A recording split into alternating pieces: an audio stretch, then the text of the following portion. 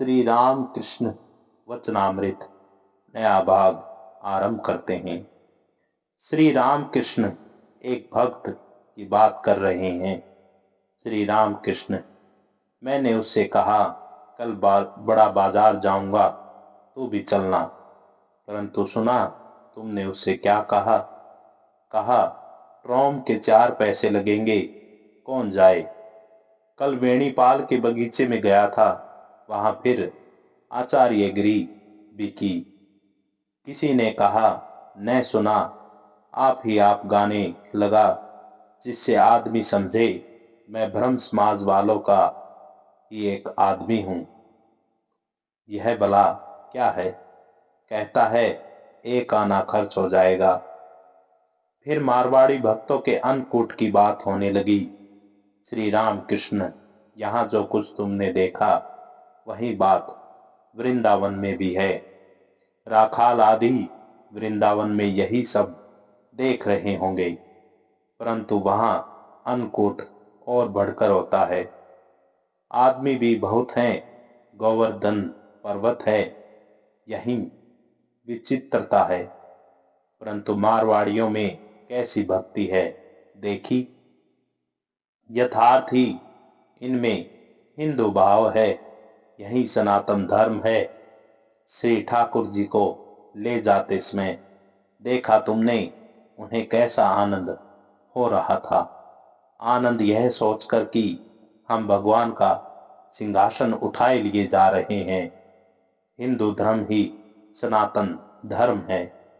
आजकल जो सब संप्रदाय देख रहे हो, यह सब उनकी इच्छा से होकर फिर मिट जाएंगे। इसलिए मैं कहता हूं, आधुनिक जो सब भक्त हैं उनके भी चरणों में प्रणाम है। हिंदू धर्म पहले से है और सदा रहेगा भी। मास्टर घर जाएंगे, वे श्री राम कृष्ण की चरण वंदना करके शोभा बाजार के पास उतर गए। श्री राम कृष्ण आनंद मनाते हुए गाड़ी पर जा रहे हैं। जो हमारे लिए ही शरीर धारण करके आए हैं, वही बतलाएंगे इस कठिन जीवन समस्या की पूर्ति कैसे होगी। वे सन्यासी को बतलाएंगे और गृहस्थ को भी बतलाएंगे। उनका द्वार सभी के लिए खुला हुआ है। वे दक्षिणेश्वर के काली मंदिर में हमारे लिए प्रतीक्षा कर रहे हैं। चलो चलकर उनके दर्शन करें। वे अनंत गुणों के आधार हैं, वे प्रसन्न मूर्ति हैं। उनकी बातों को सुनकर आंखों से आंसू बह चला। चलो भाई, वे अहेतुक कृपा सिंधु हैं। फिर ये दर्शन हैं ईश्वर के प्रेम में दिन रात मस्त रहने वाले उन साहस्य मूर्ति श्री राम कृष्ण के दर्शन कर हम अपने इस मनुष्य जन्म को सार्थक करें। श्री राम कृष्ण अपने कमरे में भक्तों के साथ बैठे हुए हैं। कमरे के साथ मिला हुआ पश्चिम की ओर अर्धगोलाकार एक बरामदा है। बरामदे के पश्चिम ओर बगीचे का रास्ता है, जो उत्तर दक्षिण की ओर गया हुआ है। रास्ते में पश्चिम ओर फुलवाड़ी है, आगे पवित्र सलीला झावी दक्षिण वाहिनी हो रही है। भक्तों में से कितने ही आए हुए हैं। आज आनंद का हाट लगा है। आनंद में श्री राम कृष्ण का ईश्वर प्रेम भक्तों के मुख दर्पण में प्रतिबिंबित हो रहा है। कितना आश्चर्य है, केवल भक्तों ही के मुख दर्पण में नहीं, बाहर के उद्यानों में, वृक्ष पत्रों में, खिले हुए अनेक प्रकार के फूलों में, विशाल भागीरथी के हृदय में, सूर्य की किरणों में दीप्तिमान नीलिमामय नभोमंडल, भगवान विष्णु के चरणों से च्युत हुई गंगा जी के जल कणों को छूकर प्रवाहित होती हुई शीतल वायु में यही आनंद प्रतिभाषित हो रहा है। कितने आश्चर्य की बात है। मधुवत पार्थिव रजह, सचमुच उद्यान की धूलि भी मधुमय हो रही है। इच्छा होती है गुप्त भाव से या भक्तों के साथ इस धूलि पर लोटपोट हो जाएं। इच्छा होती है इस उद्यान के एक ओर खड़े होकर दिन भर बस इस मनोहर गंगावारी के दर्शन करें। इच्छा होती है लता गुल्म और पत्र पुष्पों से लदे हुए सुशोभित हरे भरे वृक्षों को अपना आत्मीय समझ उनसे मधुर संभाषण करें, उन्हें हृदय से लगा लें। इसी धूलि के ऊपर श्री राम कृष्ण के कोमल चरण चलते हैं। इन्हीं पेड़ों के भीतर से वे सदा आया जाया करते हैं। इच्छा होती है ज्योतिर्मय आकाश की ओर टकटकी लगाए फेरते रहें, क्योंकि जान पड़ता है भूलोक और धूलोक दोनों ही प्रेम और आनंद में तैर रहे हैं। श्री ठाकुर मंदिर के पुजारी, दरबान, परिचारक सबको न जाने क्यों आत्मीय कहने की इच्छा होती है। क्यों ये जगह बहुत दिनों के बाद देखी गई जन्मभूमि की तरह मधुर लग रही है। आकाश, गंगा, देव मंदिर, दान पथ, वृक्ष, लता, गुल्म, सेवकगण, आसन पर बैठी हुई भक्त मंडली, यह सब मानो एक ही वस्तु से बनाए हुए जान पड़ते हैं। जिस वस्तु से श्री राम कृष्ण बनाए गए हैं जान पड़ता है ये भी उसी वस्तु से बनाए गए हैं। जैसे एक मोम का बगीचा हो, पेड़, पल्लव, फूल, फल सब मोम के, बगीचे के रास्ते, बगीचे के माली, बगीचे के निवासी, बगीचे के भीतर का ग्रह सब मोम के। यहाँ का सब कुछ मानो आनंद ही से रचा गया है। श्री मनमोहन, श्रीयुत महिमाचरण और मास्टर वहां बैठे हुए थे। कर्मशः ईशान हृदय और हाजरा भी आए। और भी बहुत से भक्त बैठे हुए थे। बलराम और राखाल इस समय वृंदावन में थे। इसमें कुछ नए भक्त भी आते जाते थे। नारायण, पल्लू, छोटे, नरेंद्र, तेजचंद्र, विनोद, हरिपद, बाबूराम कभी कभी यहीं आकर रह जाते हैं। राम, सुरेश और केदार के देवेंद्र आदि भक्तगण प्राय आते हैं। कोई है 1 हफ्ते के बाद, कोई 2 हफ्ते के बाद। लाटू यही रहते हैं।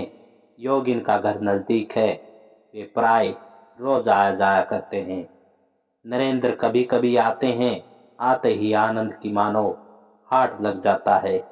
नरेंद्र जब अपने उस देव दुर्लभ कंठ से ईश्वर का नाम गुण गाते हैं तब श्री राम कृष्ण को अनेक प्रकार के भावों का आवेश होता रहता है। समाधि होती है जैसे एक उत्सव हो। श्री राम कृष्ण की बड़ी इच्छा है कि लड़कों में से कोई उनके पास रहे, क्योंकि वे शुद्ध आत्मा हैं, संसार में विवाह आदि के बंधनों में नहीं पड़े। बाबूराम से श्री राम कृष्ण रहने के लिए कहते हैं।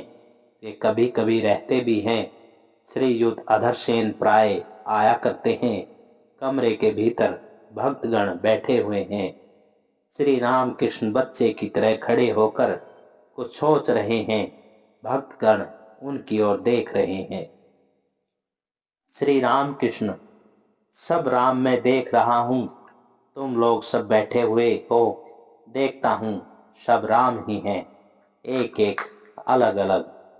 मनमोहन, राम ही सब हुए हैं, परंतु आप जैसा कहते हैं आपो नारायण है।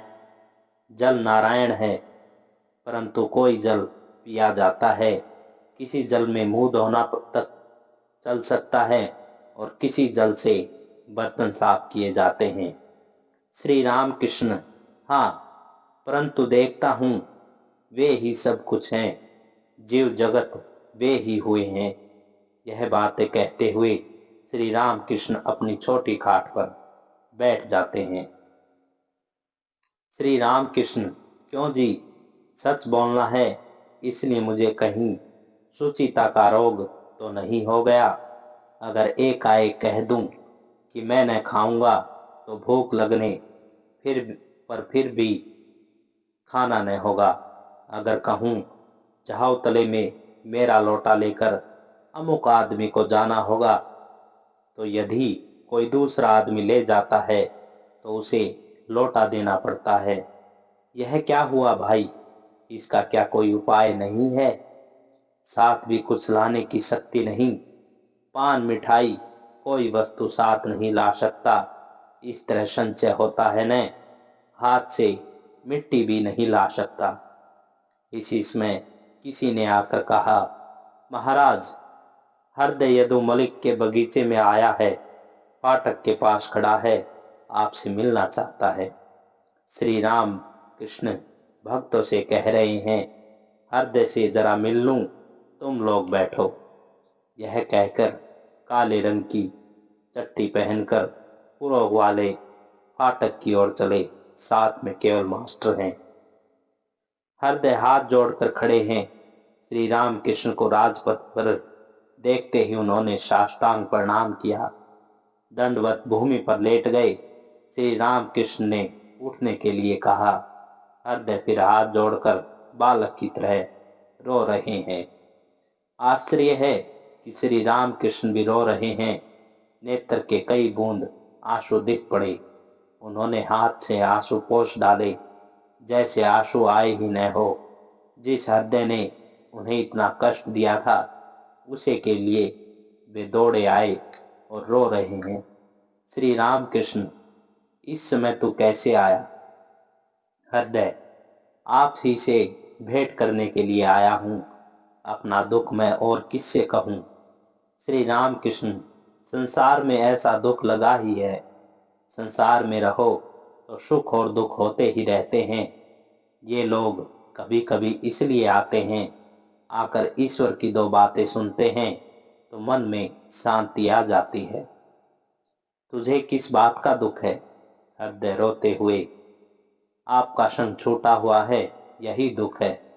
श्री राम कृष्ण, तूने ही तो कहा था, तुम्हारा मनोभाव तुम ही में रहे, मेरा मुझ में। हृदय, हाँ, ऐसा कहा तो था, परंतु मैं इतना क्या जानूं। श्री राम कृष्ण, आज अब तू यहीं कहीं रह जा, कल बैठकर हम दोनों बातचीत करेंगे। बहुत से आदमी आए हैं, वे सब बैठे हैं। इस बार देश में धान कैसा हुआ? हृदय, हाँ, एक तरह से पैदावार बुरी नहीं रही। श्री राम कृष्ण, तो आज तू जा, किसी दूसरे दिन आना। हृदय ने श्री राम कृष्ण को साष्टांग प्रणाम किया। श्री राम कृष्ण उसी रास्ते से लौटने लगे। श्री राम कृष्ण, इसने मेरी सेवा जितनी की है, मुझे कष्ट भी उतना ही दिया है। जब पेट की बीमारी से मेरी देह में बस 2 हाड़ रह गए थे, कुछ खाया नहीं जाता था, तब इसने मुझे कहा, यह देखो मैं किस तरह खाता हूँ। अपने ही गुणों से तुम्हें नहीं खाया जाता। फिर कहता था, अकल के दुश्मन, मैं अगर न होता तो तुम्हारी साधुगिरी निकल गई होती। एक दिन तो इसने इतना कष्ट दिया कि मैं पोस्ता के ऊपर से जवार के पानी में प्राण छोड़ देने के लिए चला गया था। मास्टर यह सब सुनकर आश्चर्यचकित हो गए। सोचने लगे कि इस तरह के आदमी के लिए भी ये रो रहे थे। श्रीयुत महिमाचारण आदि कौन नगर के कई भक्त आए हैं। इनमें से एक ने कुछ देर तक श्री राम कृष्ण के साथ विचार किया। कौन नगर के भक्त, महाराज, मैंने सुना है आपको भावावेश होता है, समाधि होती है। क्यों होती है, किस तरह होती है, हमें समझाइए।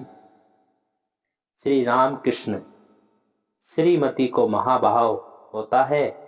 जब कोई सखी छूने के लिए बढ़ती, तब दूसरी कहती है, इस श्री कृष्ण के विलास अंग को न छू। इनके शरीर में इस समय श्री कृष्ण विलास कर रहे हैं। ईश्वर का अनुभव हुए बिना भाव या महाभाव नहीं होता। गहरे जल से मछली के निकलने पर पानी हिलता है। अगर मछली बड़ी हुई तो पानी में उथल पुथल मचा जाती है। इसलिए कहा है, भाव में हंसता है, नाचता है, रोता है और गाता है। फिर बड़ी देर तक भाव में नहीं रहा जाता। आईने के पास बैठकर केवल मुंह देखते रहने से लोग पागल कहेंगे। कौन नगर के भक्त? मैंने सुना है महाराज आप ईश्वर दर्शन करते रहते हैं, तो हमें भी जरा करा दीजिए। श्री राम कृष्ण, सब कुछ ईश्वर के अधीन है। भला आदमी की क्या कर सकता है? उनका नाम लेते हुए कभी अश्रुधारा बहती है, कभी नहीं। उनका ध्यान करते हुए कभी खूब उद्दीपन होता है, किसी दिन कुछ भी नहीं होता। कर्म चाहिए तब दर्शन होते हैं। एक दिन भावावेश में मैंने हालदार तालाब देखा। एक निम्न जाति का आदमी काई हटाकर पानी भर रहा है। उसने दिखाया काई हटाए बिना पानी नहीं भरा जा सकता। कर्म बिना किए भक्ति नहीं होती, ईश्वर दर्शन नहीं होता। ध्यान जप यही सब कर्म है। उनके नाम और गुणों का कीर्तन करना भी कर्म है, और दान यज्ञ ये भी सब कर्म ही है। मक्खन अगर चाहते हो तो दूध को लेकर दही जमाना चाहिए, फिर निर्जन में रखना चाहिए, फिर दही जमते पर मेहनत करके उसे मथना चाहिए, तब कहीं मक्खन निकलता है। महिमाचरण, जी हाँ, कर्म तो चाहिए ही, बड़ा परिश्रम करना पड़ता है, तब कहीं वस्तु लाभ होता है। पढ़ना भी कितना पड़ता है, अनंत शास्त्र है। श्री राम कृष्ण, शास्त्र कितना पढ़ोगे? सिर्फ विचार करने से क्या होगा? पहले उनके लाभ करने की चेष्टा करो। गुरु की बात पर विश्वास करके कुछ कर्म करो। गुरु न रहे तो ईश्वर से व्याकुल होकर प्रार्थना करो। वे कैसे हैं वे खुद समझा देंगे। किताब पढ़कर क्या समझोगे? तब तक जब बाजार नहीं जाया जाता, तब तक दूर से बस हो हल्ला सुन पड़ता है। बाजार पहुंचने पर एक और तरह की बात होती है, तब सब साफ दिख जाता है और साफ सुन पड़ता है। आलू लो और पैसे दो, साफ सुनाई देगा। दूर से समुद्र के हर हर आने का ही शब्द सुन पड़ता है। पास जाने पर कितने ही जहाजों को जाते हुए, कितने ही पक्षियों को उड़ते हुए और उठती हुई कितनी ही तरंगे देखोगे। पुस्तक पढ़कर ठीक अनुभव नहीं होता। बड़ा अंतर है। उनके दर्शनों के बाद पुस्तक, शास्त्र और साइंस सब दिन के जैसे जान पड़ता है। बड़े बाबू के साथ परिचय की आवश्यकता है। उनकी कितनी कोठियां हैं, कितने बगीचे हैं, कंपनी का कागज कितने का है, यह सब पहले से जानने के लिए इतने उतावले क्यों हो रहे हो? नौकरों के पास जाते हो तो वे खड़े भी नहीं रहने देते। कंपनी के कागज की खबर भला क्या देंगे? परंतु किसी तरह बड़े बाबू से एक बार मिल भर लो, चाहे धक्के खाकर मिलो या चाहे चार दीवारी लांघ कर। तब उनके कितने मकान है, कितने बगीचे हैं, कितने का कंपनी कागज है, वे खुद बतला देंगे। बाबू से भेंट हो जाने पर नौकर और दरबान सब सलाम करेंगे। भक्त, अब बड़े बाबू से भेंट भी कैसे हो? श्री राम कृष्ण, इसलिए कर्म चाहिए। ईश्वर है यह कहकर बैठे रहने से कुछ न होगा। किसी तरह उनके पास तक जाना होगा। निर्जन में उन्हें पुकारो, प्रार्थना करो, दर्शन दो। कह कहकर व्याकुल होकर रो। कामनी और कांचन के लिए पागल होकर घूम सकते हो तो उनके लिए भी कुछ पागल हो जाओ। लोग कहें कि ईश्वर के लिए अमुक व्यक्ति पागल हो गया है। कुछ दिन सब कुछ छोड़कर उन्हें अकेले में पुकारो। केवल वे हैं यह कहकर बैठे रहने से क्या होगा? हालदार तालाब में बहुत बड़ी मछलियां हैं, परंतु तालाब के किनारे केवल बैठे रहने से क्या कहीं मछली पकड़ी जा सकती है? पानी में मसाला डालो कर्मश गहरे पानी से मछलियां निकालकर मसाले के पास आएंगी। तब पानी भी हिलता डुलता रहेगा, तब तुम्हें आनंद होगा। कभी किसी मछली का कुछ अंश दिखलाई पड़ा, मछली उछली और पानी के में एक शब्द हुआ। जब देखा तब तुम्हें और भी आनंद मिला। दूध जमाकर दही माथोगे तभी तो मक्खन निकलेगा। यह अच्छी भला सिर चढ़ी ईश्वर से मिला दो और चुपचाप बैठे रहेंगे।